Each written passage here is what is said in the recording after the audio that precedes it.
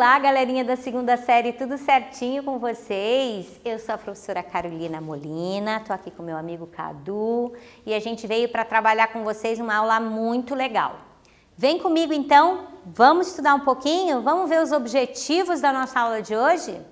Então a gente vai ler uma crônica compreensivamente, vamos localizar informações explícitas no texto, vamos inferir o sentido de palavras ou expressões, vamos inferir informações implícitas em um texto e o melhor, para o final, nós vamos produzir um texto respeitando os elementos composicionais do gênero. Vamos lá então? Vamos trabalhar com a gente? Vem comigo! Opa, você já leu uma crônica? Já leu, né? Com certeza você, aluno da segunda série, já leu uma crônica. A crônica é um gênero textual muito presente nos jornais, nas revistas, nos portais de internet, nos blogs. Esse tipo de texto ele se destaca por abordar aspectos do cotidiano, né? Então, aquilo que acontece no dia a dia, e por isso que ele é tão interessante, por isso que a gente gosta tanto de ler crônica, né? As crônicas, elas não têm a finalidade exclusiva de informar, como a notícia, como a reportagem. Não é isso, tá?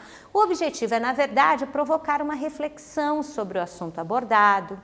Os cronistas, eles costumam, inclusive, né, identificar aspectos que, muitas vezes, passam despercebidos pelo restante da sociedade, mas que merecem observação e análise.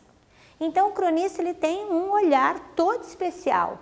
Você lê a notícia, você lê a reportagem, você nem nota. Mas daí quando você lê a crônica, fala, puxa, sabe que eu não tinha pensado nisso? Né? Então é muito interessante você ler a crônica por causa desse, né, desse feeling, né, desse ponto especial que o cronista acha ali para a gente ler. A crônica, ela circula no campo do jornalismo e da literatura, tá? Além da narração de situações banais, ela é caracterizada por, vamos ver? Primeiro, textos curtos e de fácil compreensão.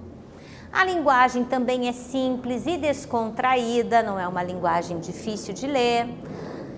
Poucos ou nenhum, né, personagem nas histórias. Análise crítica sobre contextos e circunstâncias. O humor também ele é crítico, irônico e às vezes até sarcástico. E tem uma linha cronológica estabelecida, porque ela está sempre ligada com tempo, sempre ligada com tempo, tá bom? Deu no Jornal.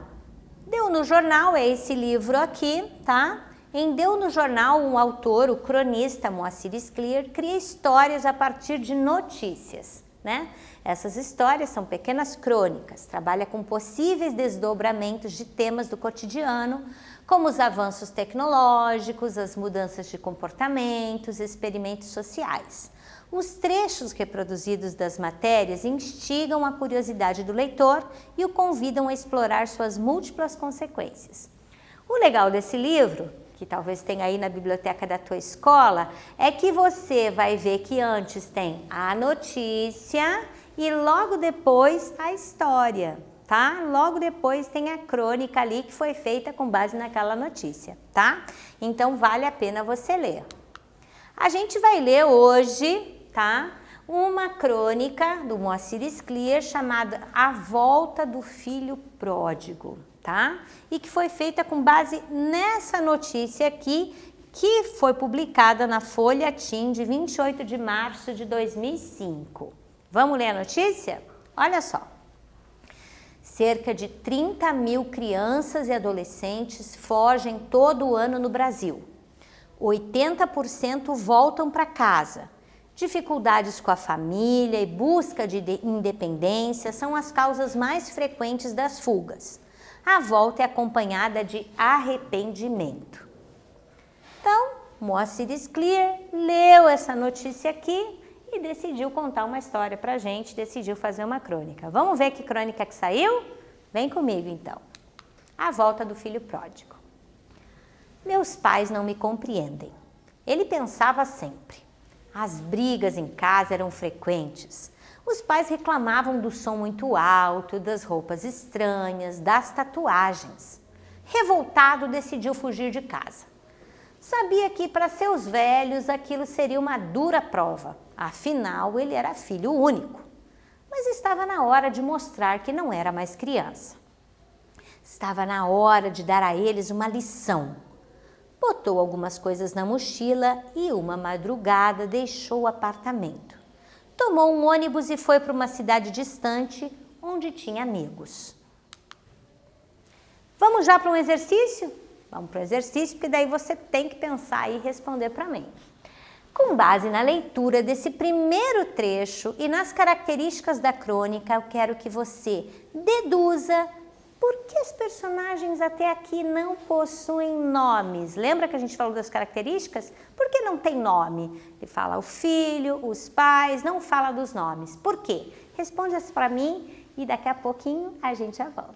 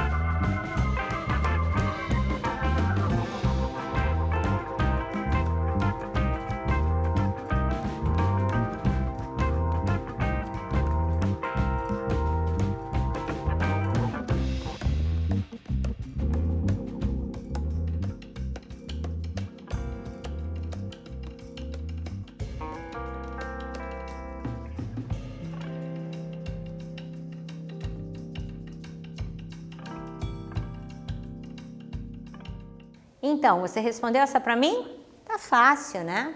Então, é uma característica da crônica apresentar poucos ou nenhum personagem. O fato de não haver nomes para personagem generaliza, né, ou impessoaliza o personagem, podendo ser qualquer um e aplicando a todos. Então, podia ser qualquer um, qualquer pessoa, tá bom? Vamos lá, então. Continuando a leitura.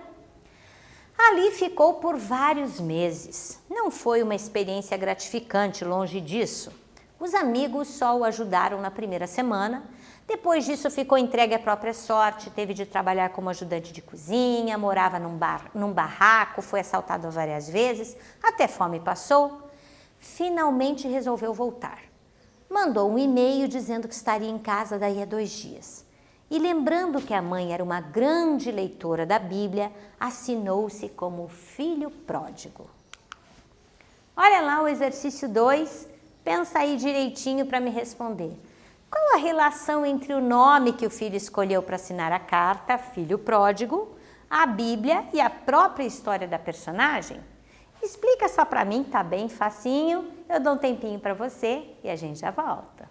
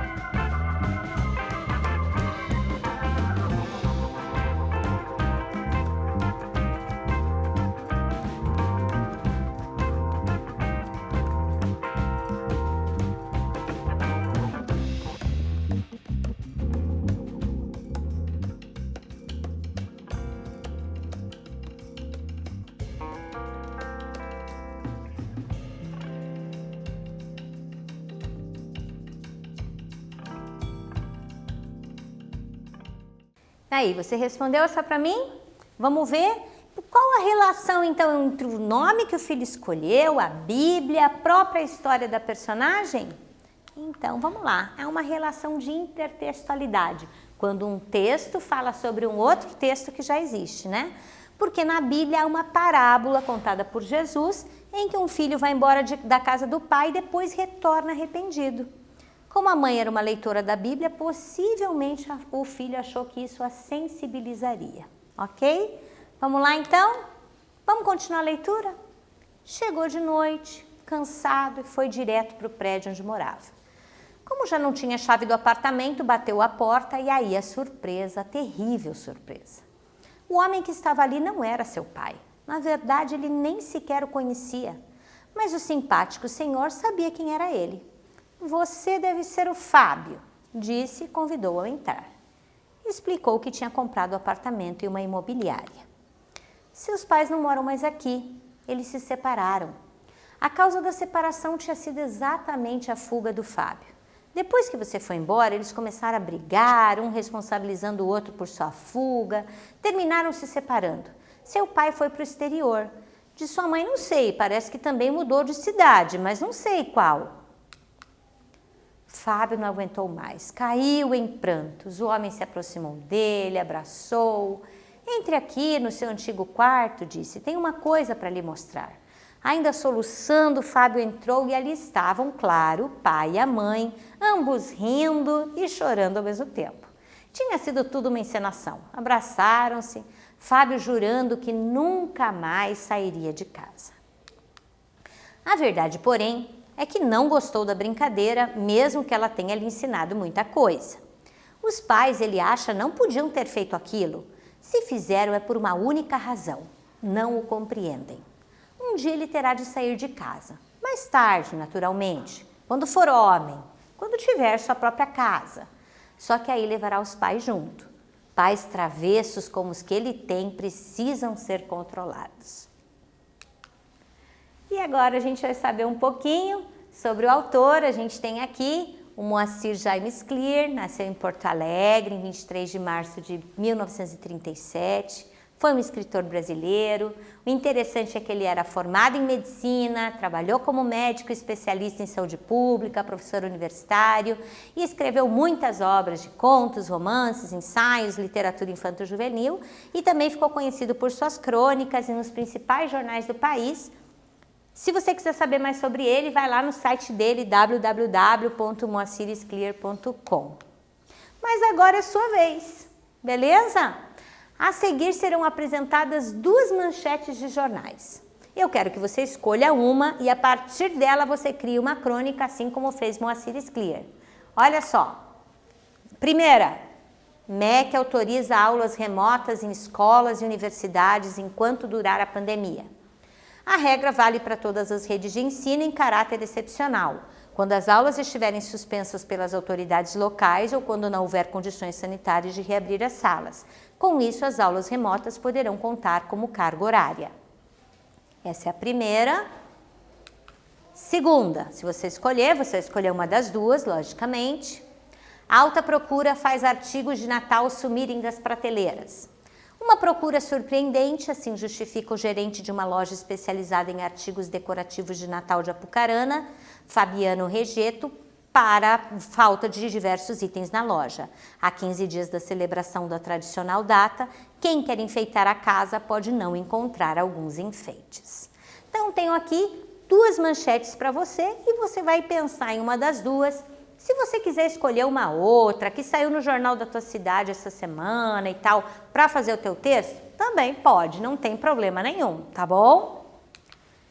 Como você vai fazer a crônica? Primeiro, você vai definir o tema da crônica. Segundo, vai expressar o seu ponto de vista. Terceiro, evite muitos personagens. Lembra? Poucos personagens. Se você quiser, eles nem precisam ter nome, tá? Seja conciso, objetivo, não divague, não precisa contar muita coisa, tá? E respeite o tamanho da crônica, que deve ser um texto curto, tá bom? Eu vou dar um tempinho para você, pega teu caderno, tua caneta aí, escreve a tua crônica e a gente já volta.